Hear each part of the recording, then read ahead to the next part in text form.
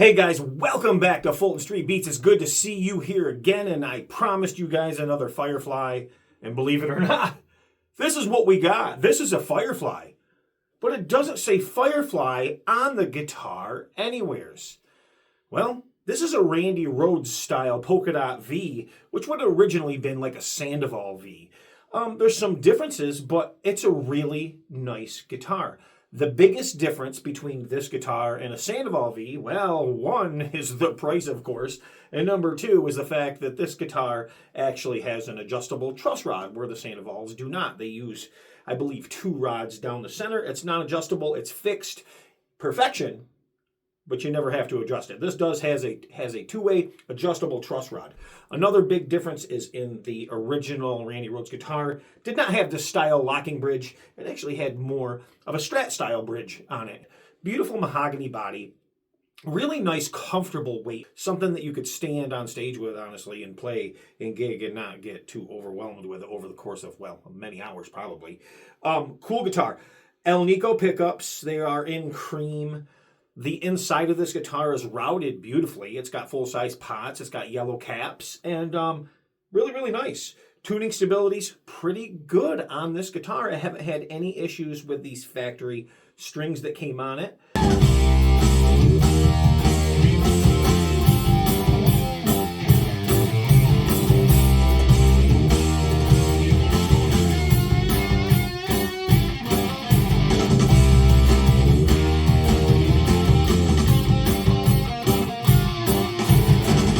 Beautiful guitar, and as you can see in the back, here's our cavities. We have, like I said, full-size pots in this cavity. We have a nice switch. It's shielded, it's paint shielded and done well, not all willy-nilly like you see a lot of guitars. And the routing is actually really nice on this guitar. Tremolo bridge. Well, it's a nice bridge. It functions well. It seems to be very stable. It's non-branded, of course. And while some people may scream cheap, it's a lot better than most bridges that you get with a Chinese guitar. So keep that in mind. Rosewood fretboard, real rosewood fretboard, and stainless steel ball and frets. I didn't polish these frets. I didn't clean the fretboard, nothing. This is just was already done. Bow tie inlays that are done very, very well.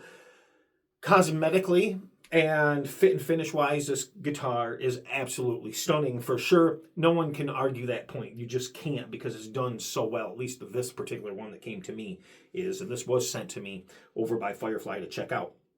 However, I did run into one small issue, and it's not really an issue, and it leads me to an important point. On every locking bridge that you get, high end, low end, it comes on a guitar. Always make sure the first thing you want to do, well, stretch your strings, give it a good setup, set it up to you, because, well, this one came set up pretty good, and the bridge is pretty level on this, and I have it set to standard tuning right now. When I drop it to drop D, of course it's going to drop back a little bit because I'm detuning it a little bit, but if you can keep it in that range that's workable, that's the way to do it. So learn your locking bridge is one thing I can tell you, but you want to always check your locking bridge when you get a guitar. Number one, make sure that your strings are tight. You want to make sure that they are in fact locked in. Make sure you don't have any leeway. Put your Allen key in there, give it a little snug. Make sure that they're tight, because you don't want to get a guitar out of the box, hit a couple chords, and have some strings pop out. That's for sure. So take the time to do that. You'll thank me later. Number two is always pull off the back plate and look at the Allen key, or the Allen head that's in there that goes to your wiggle stick, because 9 times out of 10, and you guys who use these trimmed locking bridges all the time, you'll know this, 9 times out of 10, these things loosen up on you and become all shaky and wonky. They're usually loose from the factory. I found that out. Just about 9 out of 10 guitars that I have had that have had locking bridges, always a little loose, and they loosen up later on. So what I suggest you do, personally, what I do, put some Loctite on it, not your heavy stuff, your light stuff, because you want to be able to get it out if you can.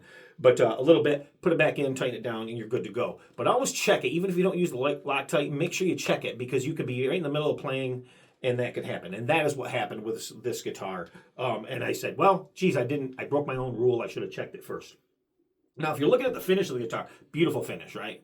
amazing finish on this Firefly guitar. And this guitar comes in, it's $249.96 or 98 on eBay. That's right, Firefly has an eBay store. You guys, I don't know if you know that or not. So I'm going to leave a link to that below, and that's where this came from. And right now I think they got a white one too that's a little bit less expensive than this one if you want the reverse of this, white with the black polka dots. They have both right now, but don't shoot the messenger if you get there and they're gone, because usually guitars like this don't last, especially with an association, and not a direct association, but a likeness to a Randy Rhoads V, a Randy Rhoads Sandoval V. And that's what this appears to look like until you really examine it. But nonetheless, a fantastic guitar, and it does sound great. I have spent some time with it.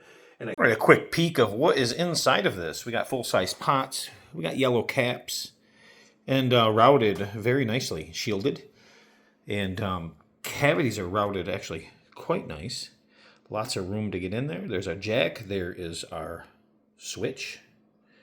And always make sure that your tremolo, this is very true on any guitar, high-end, bridge, low-end, whatever. Always make sure that this little Allen key right here, this is what the actually bar goes to on the other side, is tight. Always get in there. Just make sure it's snug. 9 times out of 10, they're not, and they'll loosen up on you. So put a little light Loctite on them and tighten them down so they don't come undone on you. The tuners feel very good, even though this does have a locking nut, but the polka dots are done extremely well. The body cut is really, really nice. We have the nice flat style strap buttons, and yeah, it looks really good. Finish flaws on this guitar are non-existent, so that is definitely a good. And the paint actually has some nice depth to it. If you see anything that looks like flaws, it's actually just dust on the guitar, but the finish, as you can see from the fan above the ceiling fan here, is extremely glossy, extremely deep. So I'm going to let you guys see that, just how deep that is. And it is like that all over. This guitar is routed super, super nice, and really virtually flawless. The tremolo is not a Floyd Rose labeled trem, but it does appear to be pretty high quality, better quality than most of the Chinese trems that you get on, like, say, your Gibsons.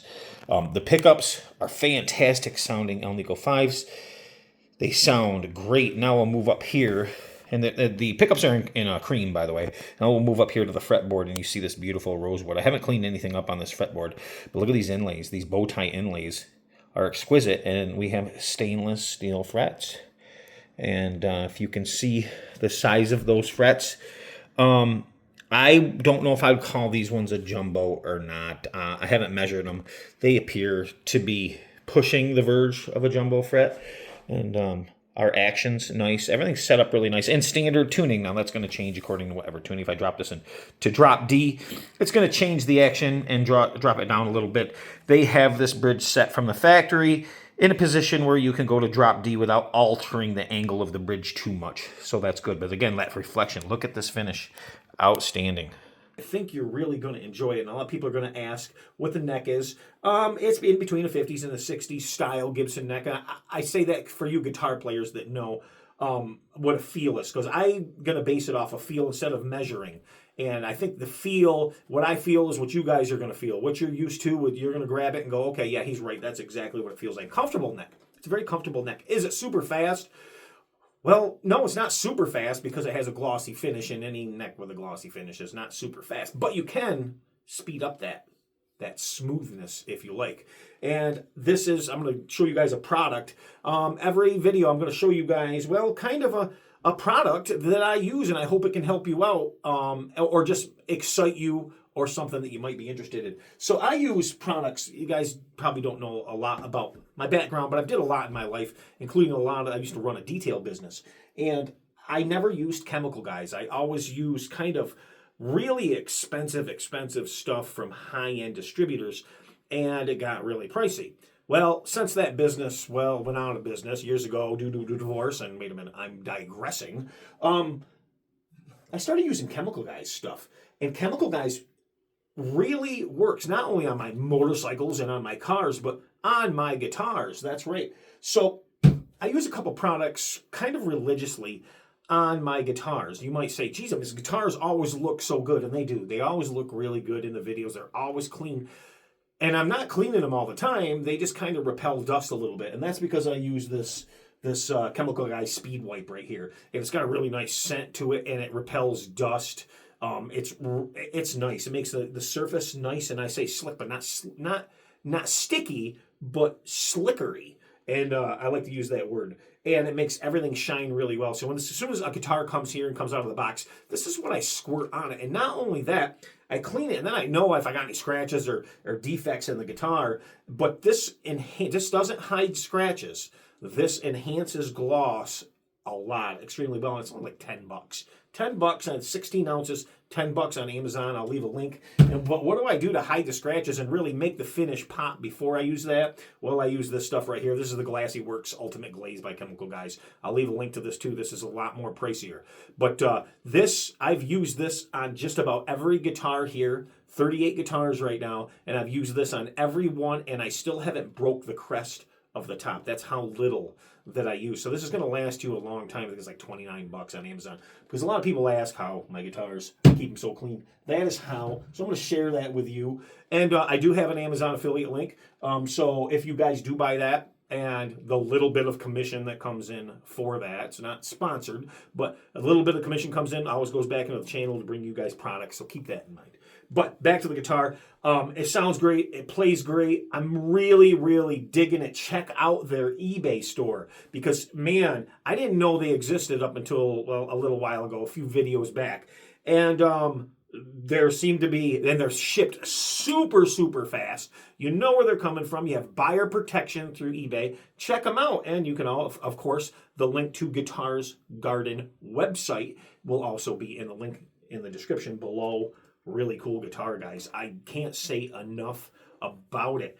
Set up really close out of the box, but you're going to have to definitely do your own tweaking to make it to your liking with a locking bridge, for sure. Also, make sure that your locking nut is tight, and please don't try to tune your guitar without loosening up the locking nut because, well, you'll save yourself a lot of headaches if you do it the right way. All right, guys. Remember, it's rock and roll. Mix world, do that spinny thing, and hit that like button, share, and subscribe on the way out.